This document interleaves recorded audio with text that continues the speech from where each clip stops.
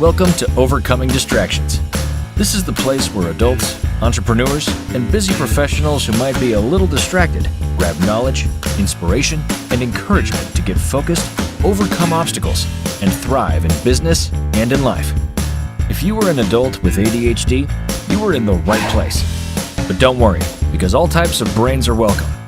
If you feel distracted at times and want the tools to achieve more in life, thrive in business, and learn a little bit more about yourself, come on in. Each week, a new expert in the field of performance, productivity, focus, and being true to yourself shares their knowledge and tips. And of course, adult ADHD. You'll always walk away with action items you can use. Ready for another engaging expert discussion? Here's your host, author of the best-selling book, Overcoming Distractions, Dave Greenwood.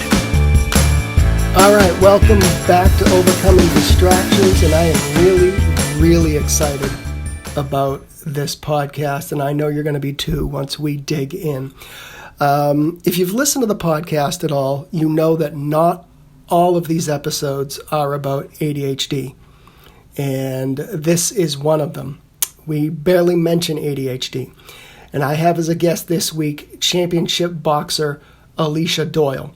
She's not only an award-winning journalist, but she's also won 2 Golden Gloves championships. She went pro, and she wrote the book Fighting Chance, which is about her story about how she trained as a boxer.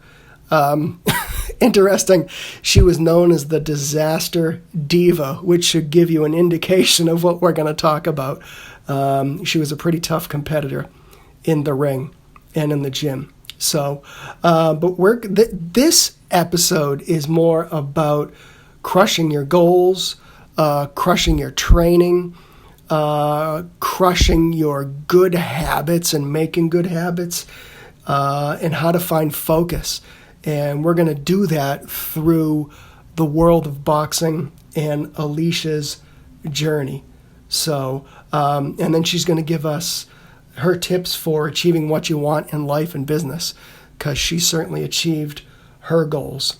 So, like I said, I'm really psyched to talk to Alicia. I know you're going to love this episode. You're going to take a lot away from it.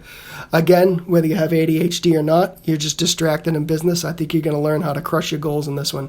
So let's go chat with Alicia.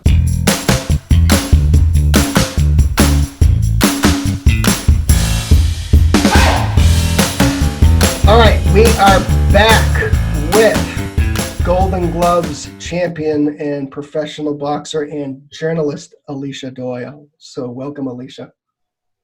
Thank you, David, for having me on the show. Yeah, thank you. So as I mentioned in, our chat off recording, is that I know a lot of people with ADD, ADHD do listen to this podcast. It was kind of a foundation for it. But I also know there's a lot of business professionals and entrepreneurs and others that listen to it that might just call themselves distracted. They're just looking for good stories. They're looking for other tools in their life. And somehow you and I got connected on LinkedIn. I don't know how, but that's great, because that's how I got you on the podcast today. But I think just some of the things that you have taken on in your life, I think a lot of people can learn. Again, whether you have ADHD or not. So I'm really interested in kind of having this conversation. So, but I mentioned in the introduction your background, but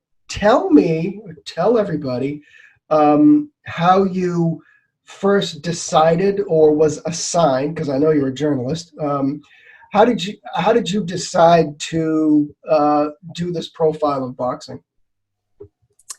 Well, what introduced me to boxing, how I found boxing, or shall I say how boxing found me, was I was alone in the newsroom one night at the Ventura County Star newspaper. Phone rings and I'm the only one there, so I pick up, and it's a community activist telling me that a boxing gym for at-risk youth was destroyed by El Nino rains.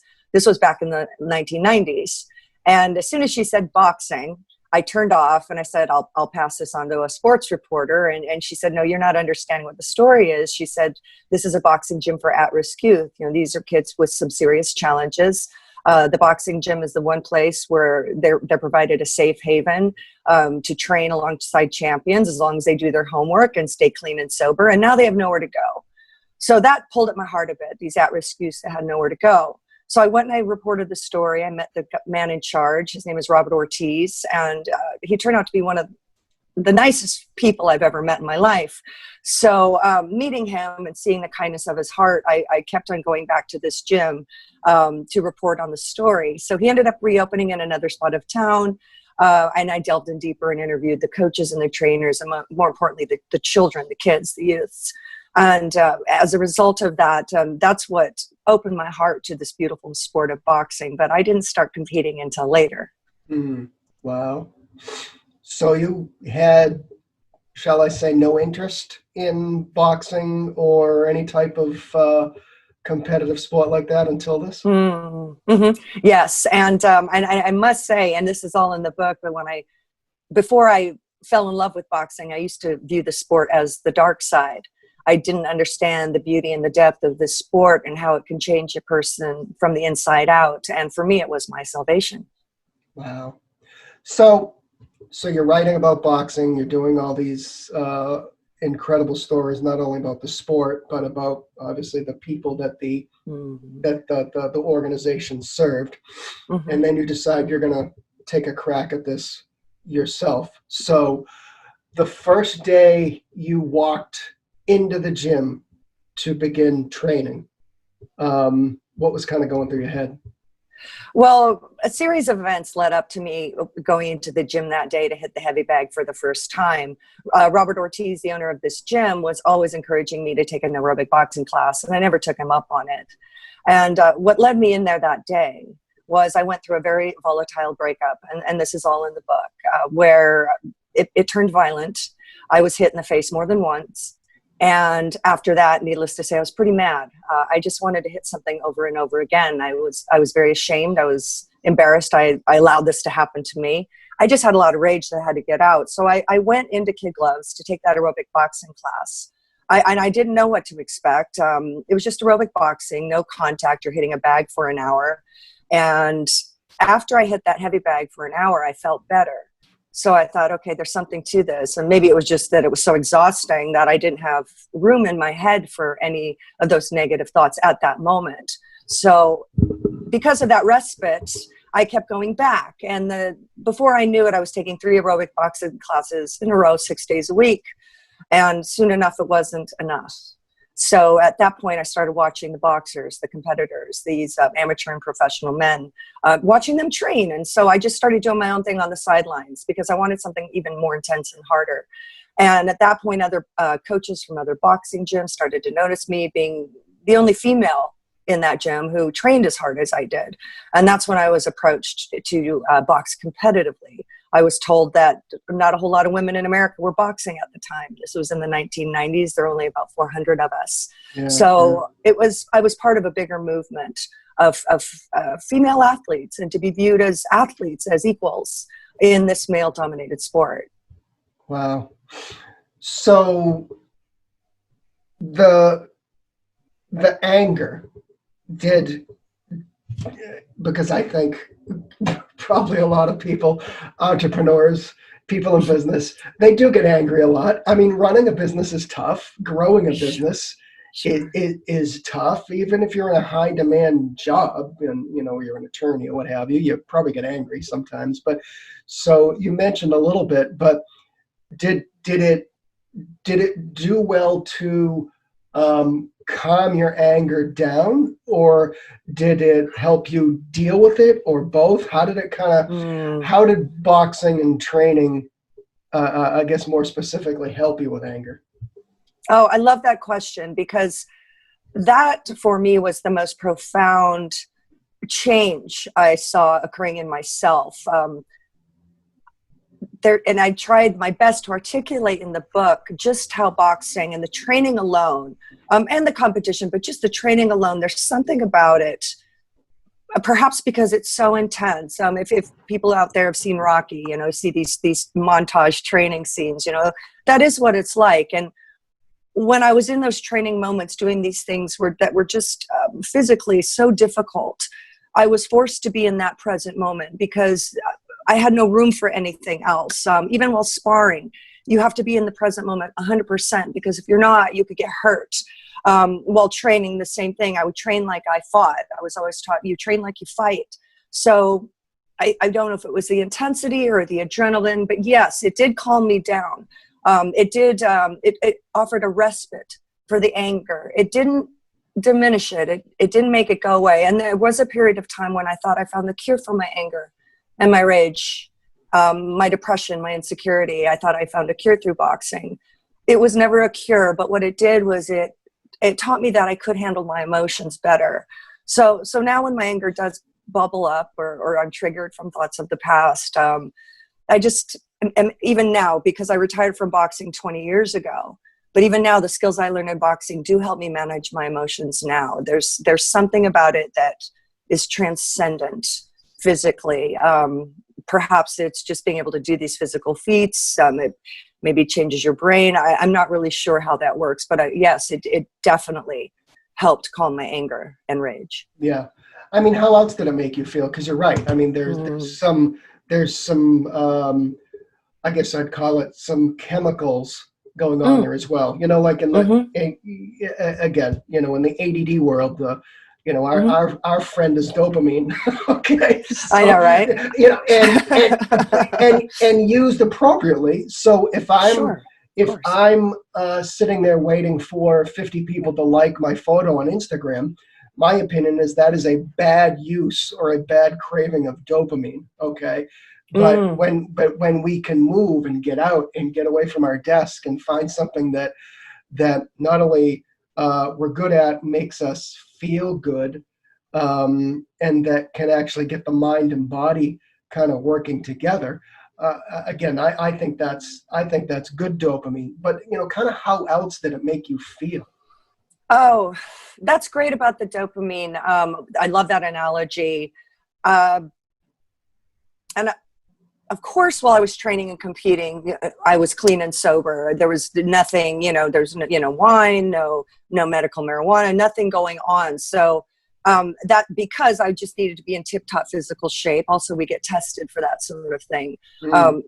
But yes, there's the adrenaline rush. Definitely does something to the brain, or it did for me. I was really happy that I didn't need, in that, when I was competing, I felt I didn't need those other substances to calm me down, to calm my nerves. I didn't need them anymore because the training was so intense. It might be because I was just too tired, after I was training 3 hours a day. Yeah. But yeah, it definitely helps with those things. And aside from the fact that I felt incredibly powerful as a human being, training the body in such a way where you're preparing it for battle, and then you use it in battle in the roped off square. So perhaps it's just knowing that the body, that I trained my body in such a way, it did give me an incredible level of confidence that's carried through to this day. Because once you learn how to box and you learn those moves, they never go away. It's muscle memory. So it's like riding a bike. It's always a part of you. Yeah. I don't mean this as a pejorative, but I've heard a lot of people that were, and I'll use maybe it's a bad analogy, but I think hopefully you know where I'm going, is that, a lot of people who were severely overweight, and then some, like you see this on The Biggest Loser, okay, where, somebody's severely overweight, they get introduced to exercise and it becomes part of their life. And I had one personal trainer tell me that you almost swap one addiction for another. I mean, so I guess were you addicted to training? Were you addicted to training? Oh yes, absolutely. Yes, when I would take on anything, journalism was, of course, one of my greatest passions, and I mean, it just was in there all the time. I mean, never wanted to leave the newsroom, kind of thing. So yes, the training. Yes, I did become addicted to the training because it made me feel so good. Now it was hard. I'm not going to lie. There's many times I didn't want to go to the gym. I had to spar to prepare for competition. But I sparred mostly with men and boys, and sparring was hard. So there were many times I didn't want to, but I just kept going back. And this went on for 2 years straight. So yes, there was something that kept luring me back. And was I addicted to it? Yes, I'd say it was a very healthy addiction, in my opinion. Just getting myself in the best athletic shape I'd ever been in my life. And I also want to point out, I didn't start boxing until I was 28 years old. So that's considered old for an athlete, period, especially boxing.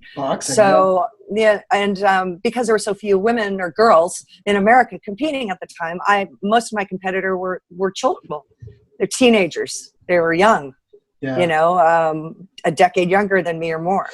Yeah. So I told you before we hit the record button that I, had martial arts background for years. I spent some time in boxing gyms, and then, life happens and kids happen and all that stuff. And I still thoroughly enjoy a good workout every now and then. But, it was back not several years ago, probably 4 years ago, where, I'm getting older. I'm approaching that 50 mark, okay?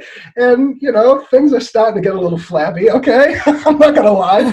But we go to the Caribbean every year for vacation. I'm like, wow, I got to get in shape. So there was literally just an honest to good, and I live out in the burbs. I live 45 minutes west of Boston. So there's cows and horses on my street. But like 2 towns over, there's an honest to goodness old time boxing gym. It's in like the 3rd floor of this old warehouse. It's this, it kind of brings you back. But, so I went there, I signed up, and it's a place where, like most gyms, you can just kind of do your own workout, or every now and then you can get in the ring with a guy and he's going to, hold the mitts up and take it through a few rounds.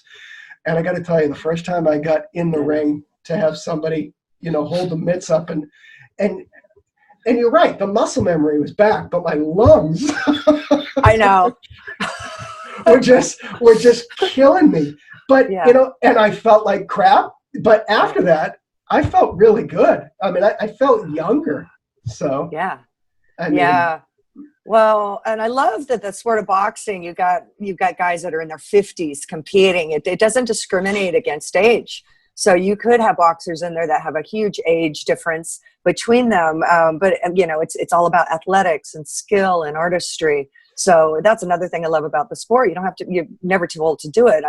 You don't have to compete, you don't have to necessarily do that. Just hitting the focus mitts. I know what you're saying. I mean, how exhausting it is just to do 60 seconds of hitting those mitts. Yeah. And it's no joke for the coach either. I'll be, the one holding him, because I hold him.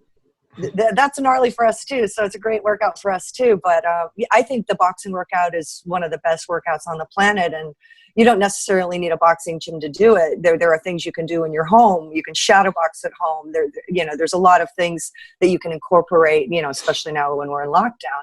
Yeah. There's a boxing app on the Wii, like the Wii Sports.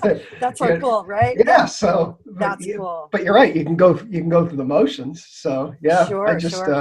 But it cleared my head too. So you as a writer, and I do a lot of writing as well for clients. So this podcast is not my day job yet. So I do a lot of ghost writing for clients. But you also, and I don't know how you feel, but I have to get in a flow or a zone if I'm going to write, and typically that's the morning. But what did boxing, and this could be a question for anybody, writer, lawyer, whatever, auto mechanic. I mean, what did boxing do for your just overall focus?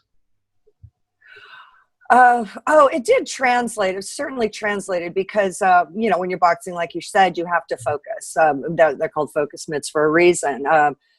Put everything out of your mind and for that moment. And I don't know if it has something to do with just, neural passages in the brain. I'm not really sure. But yes, I mean, it did. There was crossover. I've been a journalist for a while now, so, I always had intense focus there, but I would say that I don't want to say it made the journalism job easier, but maybe it was just because the boxing helped me manage my emotions so much better. It calmed you down. It calmed me down. So when I would deal with a difficult assignment or a difficult source, I'd be very calm in those moments. Yeah. Yeah. What are you most proud of in your journey through boxing? I'm very proud to have won 2 Golden Gloves championship titles. Um, I'm very glad that my one pro fight was named the California Female Fight of the Year, and this was back in 2000. But the biggest thing I'm proud of is that I was given this amazing opportunity to be part of something much bigger than myself in the world of women's athletics and especially boxing. Because when I was boxing back in 1998, I wanted to box in the Olympics, and I remember talking to my coach about it, and he said women are not allowed to box in the Olympics yet. Mm. And I was shocked. I didn't know this. So women's boxing in the Olympic Games was made possible in 2012, which wasn't that long ago. And I believe myself and all my amazing competitors, all these incredible women warriors, we paved the way for the women now. And now women's boxing is really blowing up. We have women, doing main events now, and they're, they don't have to, fight for as we still have a long way to go. But the fact that they're doing main events now and attracting such a draw is a big step. If girls want to compete in the Olympics, they can do that now. So I love that I was a pioneer, and all the women that came before me, even Christy Martin, Lucia Riker, these women are amazing. So we still have a long way to go, but I'm honored that I was part of this amazing evolution of women in boxing. Yeah. So what was your toughest fight, and what did you learn from that? They were all tough fights. And I remember every fight like it was yesterday, and they're all in the book. And what the book offers is I give the reader an inside look at it. And the book is very raw. It's very honest because readers know when you're lying to them. So I'm brutally honest in this book. So I outline every fight. The reader gets to see my thought process, what's going through my mind as I'm walking towards that opponent, what I'm saying to my corner man in the corner. I think these things are fascinating because it is about the thought process. The book is, it's about the journey of boxing, of course, and the fights.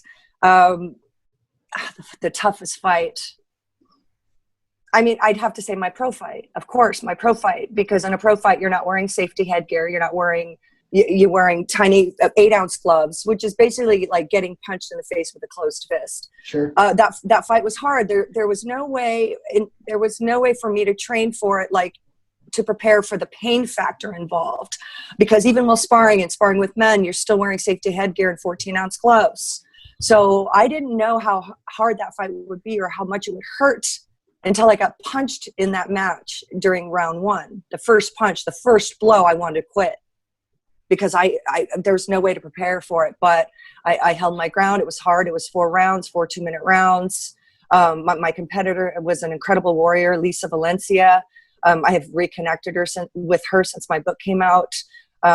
We both got hurt in that fight, but we got a standing ovation. The crowd loved it. It was nonstop action, and we embraced afterwards. And neither one of us went back to competing after that, which I found interesting. But she was an amazing warrior, and I really thought I had her in round 3. I thought she was hurt. I thought she couldn't go on, and I thought, okay, I'm going to take her out in round 4. And that girl came out in round 4 with like she was fighting for her life, and took the win. So some people thought I won that fight. I thought Lisa won that fight, but the fact is we both won that fight because we both got in there. What do you learn from losing? That sometimes when you lose, you win. Of course I wanted to win with every fight.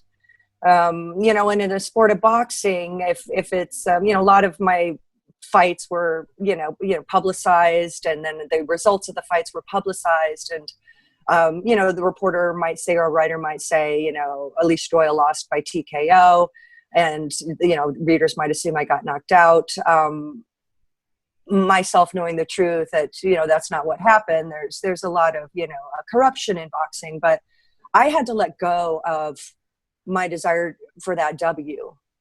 Of course I wanted the win, but I had to really embrace the fact that I won, even though I got the loss, so to speak, because I got in there. And that was something I struggled with every time I lost. I took every loss very, very hard.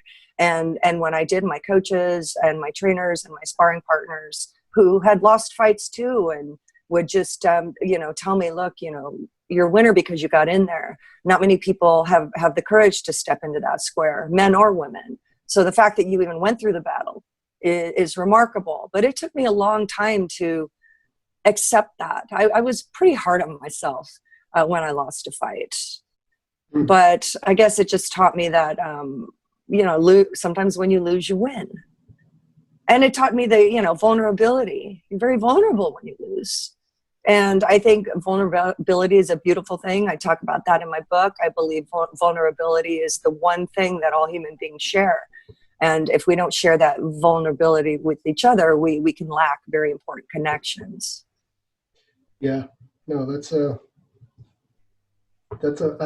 interesting lesson to take away, because you're right. I think a lot of us, maybe driven individuals, don't like losing. We don't like to appear vulnerable. We hide a part of ourselves.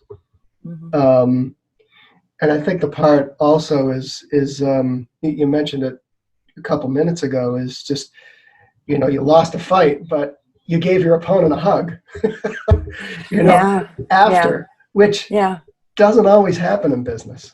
So, and that's something very special about, there's so many beautiful things about it. And that was a very special aspect was, I'd go in battle with these women, and some of my fights were really bloody. That's why I earned this ring name Disaster Diva, because my fights were intense and they were pretty bloody.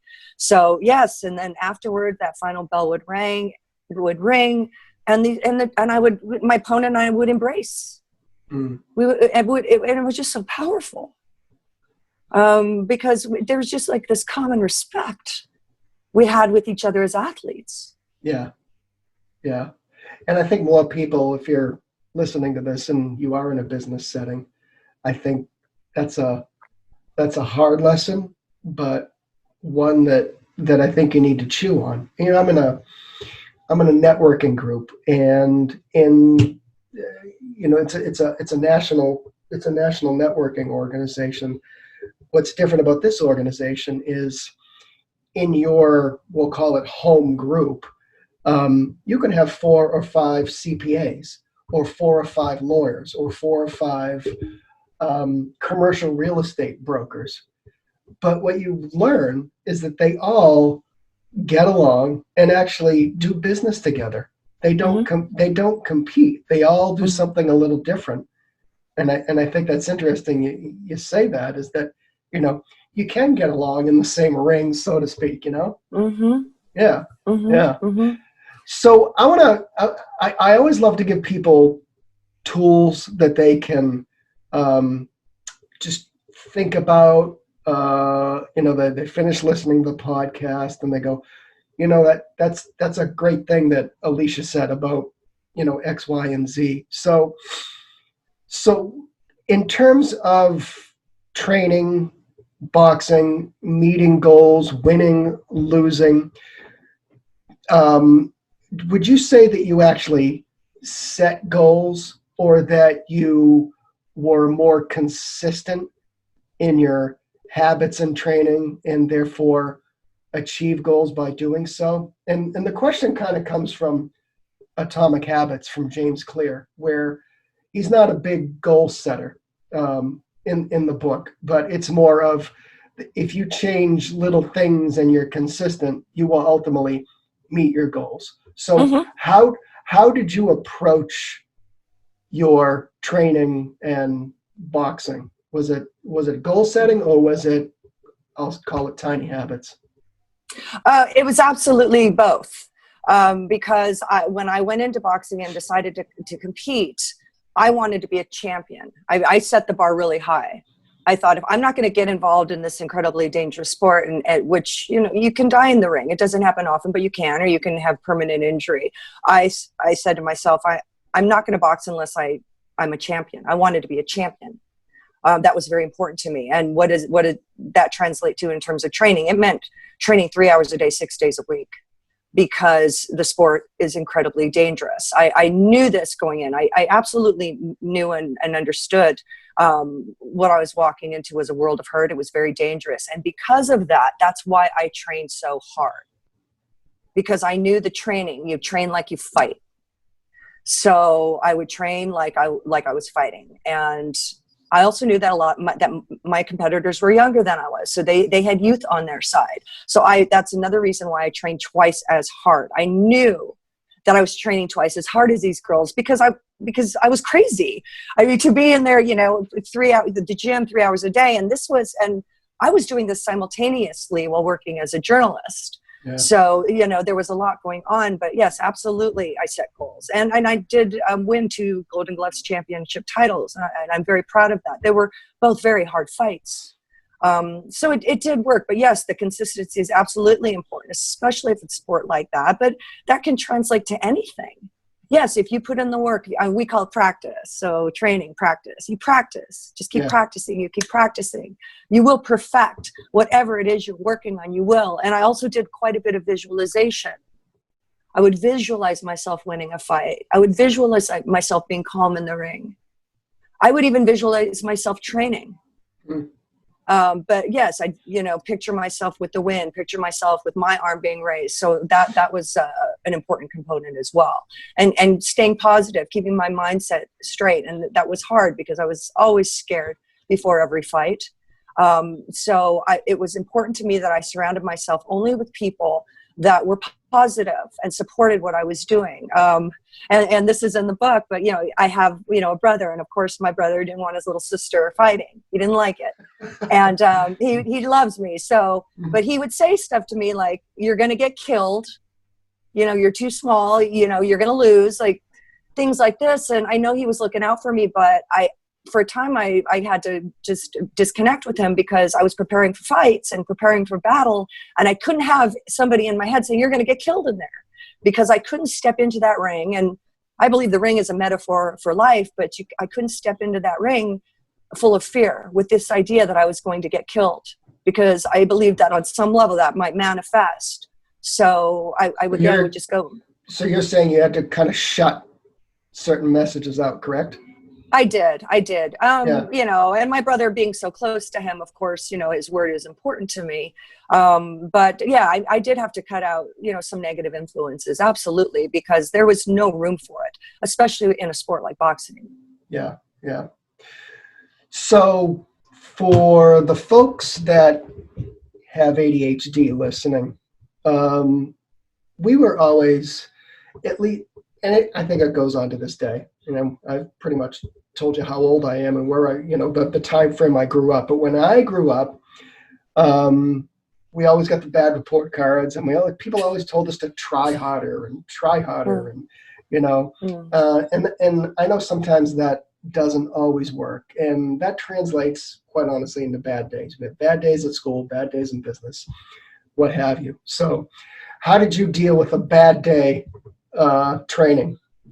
Oh, I had lots of bad days training, and they were heartbreaking. I would take them very hard, especially if I had a rough sparring session. I had a lot of support. I was very lucky that I was surrounded by coaches and trainers. And I do need to point out that these men never objectified me. They viewed me as an athlete. And I was very lucky to be surrounded by these men. But we got to know each other. You get to know each other, and they could tell by the look on my face, or I'd be walking out the door with tears in my eyes. And, a sparring partner would follow me out and ask if I was all right. And I'd say no. And I'd say, why is it so hard? It's just a bad day. And I remember one specific incident where my sparring partner said, look, it's just like life. You're going to have good days and bad days. You're going to have good and bad days in the gym. The only way out is through. You come back tomorrow and you do it again. So the only way out is through. Yeah, is something that a credo I live by, and it's not just for boxing, but everything. Anytime I face anything difficult, whether it's getting a task done or trying to mend a relationship, the only way out is through. It's like being in the ring of life, in that battle, in that square, you face it head on. The only way out is through. That's the only way you get to the other side. Yeah. That's a good way of looking at it. And I know some people listening, might not agree with that, and might have a hard time kind of chewing on that or accepting that. But I think you're right. You've got to find a strategy to kind of punch through. So yeah, maybe it's not the easiest way. Oh, it's So, hard. It's yeah. very hard. And that's what, another thread of the book, just talking about the struggle and the mental anguish that I was going through, just dealing with all the emotions in boxing and trying to manage them on my own. Well, no, I did have some support, but yes, I mean, it was an inner battle for me. And it's not something that ever went away. Yeah. I'm still triggered. I still have things that come up, things that are difficult emotionally, memories from the past. And a lot of this stuff is in the book, my origin story. But now when it comes up, I just, what I try to do, what helps me is when I'm triggered or have a memory and it's debilitating me, I try to look at it like it's happening to somebody else, more like it's like like, yes, it happened to me, but it's not me anymore. And then it's like I'm watching a movie screen, like it happened to somebody else. And I sit with my discomfort, and this is very difficult as well. I don't check out. When I'm feeling this way, I sit with it, and I pray a lot, and I'll even say, I'm suffering. I'm suffering. Please let this pass. I know the only way out is through. So that's why I sit with that discomfort. And sometimes it's hard because sometimes those depression spells for me can last days or weeks. Yeah. So it's an inner battle all around, but I always come through on the other side, and people out there who are listening who are suffering from the same thing or are coping with it understand that feeling when it breaks, when the depression breaks for me. It's just like, okay, it's over. But I also know it's just a matter of time before it happens again. So I just try to prepare myself as best I can. Yeah. Yeah. And I would think the boxing ring was probably a good place to prepare yourself. So absolutely. Yes, just getting the aggression out, of course, and it doesn't necessarily have to be me sparring and hitting an opponent. I could get those feelings, create those feelings just from hitting a heavy bag or a speed bag or doing the shadow boxing, reminding myself of who I am, and that I can take on difficult things, and I believe all people can. And people have different methods of coping. Yeah. But that's a piece of vulnerability I share in the book. And I didn't want people to know these things about me at first. When I first wrote it, I didn't want anyone to know. And then I thought, no, this is very vulnerable. And I need to share my vulnerability with others. Yeah. Because that's, I believe, is how we can stay connected. It's funny you say that, because I've said this on the podcast numerous times, but I had an opportunity to get published, a traditional publisher. So it's Sterling, which is owned by Barnes and Noble. And I had been kind of writing anyways, but I really wanted to tell the story of successful people that had ADHD. And because there's so much negativity about ADD and even joking about ADD. And yeah, we all joke. Well, most of us joke about ourselves and, how we, can't keep track of time or lose our car keys or what have you. But to your point is that I clicked send on the manuscript, sent it to my editor, and then I'm like, oh my God, what did I just do? I'm just like, I just told the whole world, whoever's going to read this, how awful I was at school and how I flunked out of this and how and it's this. I mean, there was some good things because I built a couple businesses, but yeah, you're like, oh my God, what did I just do? But you have to be comfortable with that, and I think it's helped people. So absolutely, yeah. So to that point, tell us about the book and what others can take away from the book and your journey in there. So fighting chance, has a double meaning, and of course, it's about boxing and my experience as one of only 400 women in America who were competing at the time. That stuff is very exciting, but fighting chance is much deeper than that. It's a spiritual journey. It's an honest journey. It's very raw, and it's about my mental state and actually how boxing helped me discover and figure out what was going on with me inside and in my heart and in my mind. And I believe that, the vulnerable aspects are something that people can connect. There are many parts of the book I believe will resonate to men and women alike, whether you like boxing or not. I believe there are many beautiful nuggets of wisdom in the book. And I did journal the entire time I was boxing, which is why the book contains all these beautiful details and quotes from my incredible trainers and sparring partners and coaches who were very spiritual themselves. So it's not just my view, but it's also this wisdom that was given to me from these mentors. It's all in the book, and I believe that it can help people all across the board, no matter what they're involved in. Yeah. And I know it's on your website, so I'll link to that. So we'll make sure that we have that in the show notes. It's aliciadoyle.com, correct? So yes. As we wrap up, do you have any tips that you've learned along the way that people can implement to thrive in life and in business? What have you kind of taken away from the past couple decades of boxing and winning and losing? I believe that I'll repeat something that is said to me by one of my coaches. He calls it the ABCs backwards. So it's conceive, believe, achieve. And that is something that was instilled in me almost every day when I boxed. Robert Ortiz, the owner of the boxing gym where I trained, would always tell the kids, if you believe in yourself, anything can happen. Never, never quit. So, these are things that can apply to any part of life. I do believe if you believe in yourself and you focus, you can make things happen.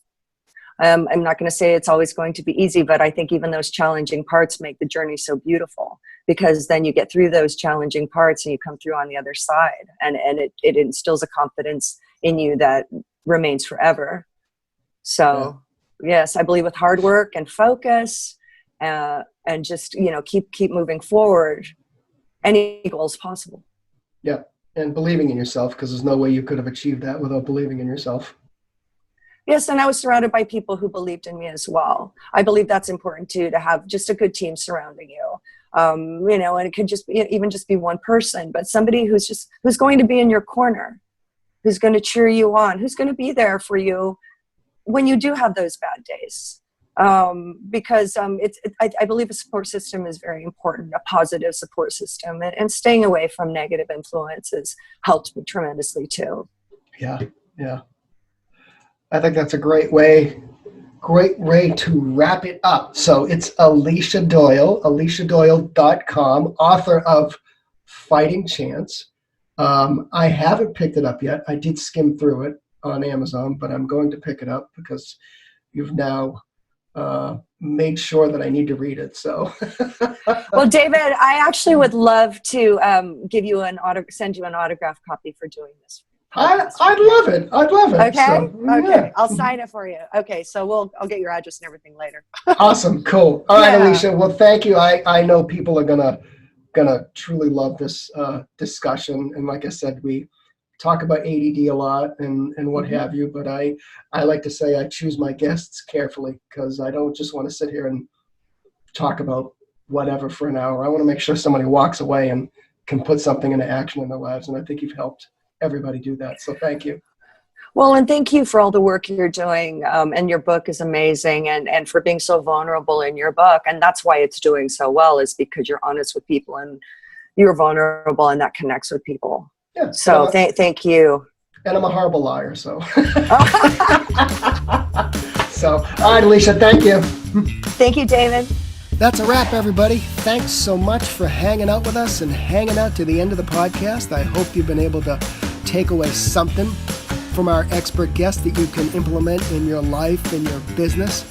And I value each and every one of you. If you like what you hear in the podcast, you like the experts that I have every week on the podcast, I'd love for you to hop on iTunes or your favorite podcast platform and tell us what you think. Give me a positive review. It helps reach more people. If you want to learn more about me, You can go to overcomingdistractions.com. There you can find all the past podcast episodes. You can find a copy of the book where you can get a link to Amazon or Barnes & Noble. So until next time, thank you so much.